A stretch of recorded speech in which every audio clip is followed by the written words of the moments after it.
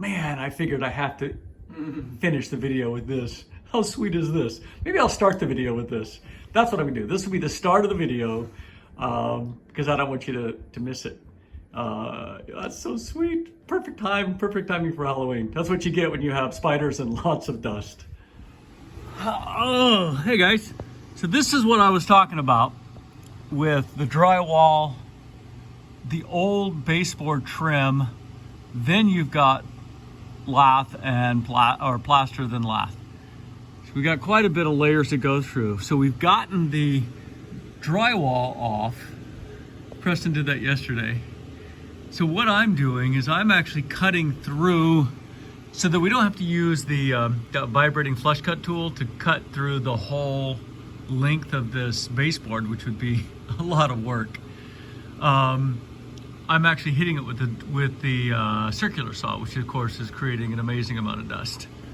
So let me show you how that looks.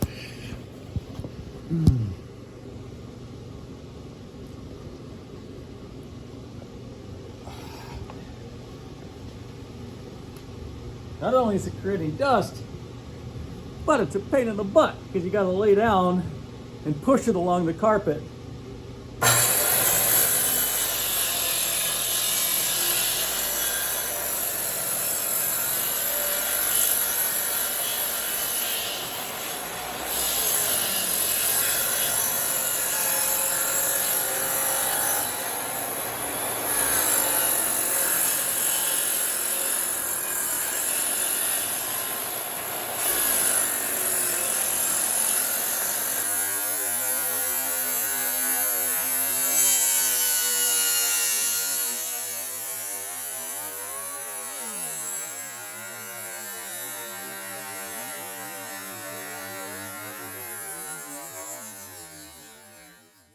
Well, that will make for an exciting video.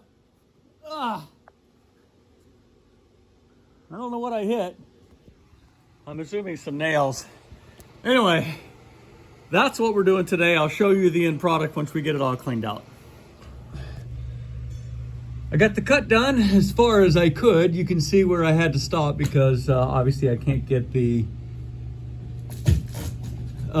circular saw to the corner, so I'm gonna actually unfortunately have to use that tool. Although let me give a little shout out to Dremel. The switch went out on this thing after about 6 months of use, and they are located in somewhere in Wisconsin. Yeah. When I called them, they sent me a label. I sent it off to Arkansas to get repaired, and I thought, well, we're never gonna see this tool again anytime soon. And it was back within, what, a week? Less than a week we got it back? It was crazy. I think it was like a week. Been working ever since. So anyway, so I'm gonna use that to cut those last bits. That way we can get those pieces out and then we can actually start working on getting the plaster and the lath out from behind that. So it's like the never-ending story. Okay, so I'm removing the lath now. This is one of the pains in the butt. I call it the keys and peel moment. So when you peel off the lath, you end up finding all of the broken off keys from the plaster, which from 2 stories, because this is balloon framing, so there's no top plate up there. All of this stuff has fallen down onto this bottom plate, and you can't even get in there. So that pile of rubble came out of right there. So now I just have to do that over, I don't know, 50 lineal feet. How hard could that be? Hello, my gentle people. We are done with another day.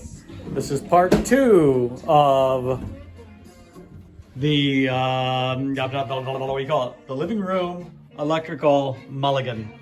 So here's what we're doing. We got all of the wall covering, the plaster, the lath, the baseboard trim, the plaster, the lath, the drywall, all the way around.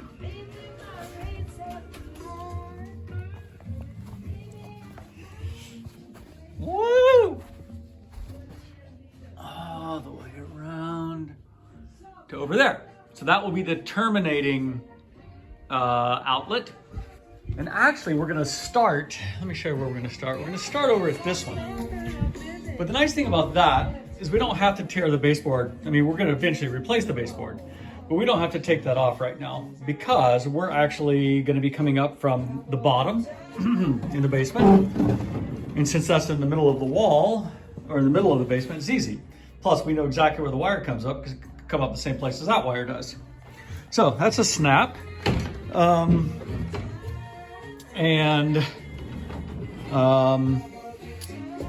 only problem, of course, is it's going to come up on the other side of the studs because there's actually two stud walls here, right? There's a stud wall here and there's a stud wall here. So we just need to come up, you know, X number of inches farther this way. But that'll be fine. So we'll come up to there, go back down, come around. We'll do an outlet, put an outlet in here. And we cut this all the way back because, believe it or not, this is already on top of the foundation wall. We can't get to it. Plus, there's a HVAC ductwork that runs right there. Excuse me, so you really can't get to it. So we're going to come up right there. You can actually see down into the basement. Those two wires go up to the second floor. So we'll come up the same place, come all the way around. We'll have an outlet there. Oh, probably one, you know, here, one over here, one here, and here, one here, and then the last one there. So that will be for tomorrow. Not tomorrow because one of us is golfing tomorrow. I'll let you guess which. Actually, we're probably both golfing. I'm golfing with spheroidal balls, and Preston is golfing with saucer-shaped discs. So anyway, that's what we're going to be doing tomorrow. So we'll be getting back to this next week. So next week, what we'll do is we will start by pulling out the old wire from the old outlets. So we have all these outlets, which I showed you in the first video or the couple videos ago, that we have to pull all this out. And we can reuse that, fortunately, if that wire will reach. Hopefully it will. We can make use of that. We're not just wasting. And then once we get that, actually, while we're pulling that wire out, we will be drilling 5/8 or 3/4 inch holes, maybe, we'll see, in all of these studs with the angle drill, which is just, we love doing that. Although it's actually not bad. The key to it is sharp spade bits.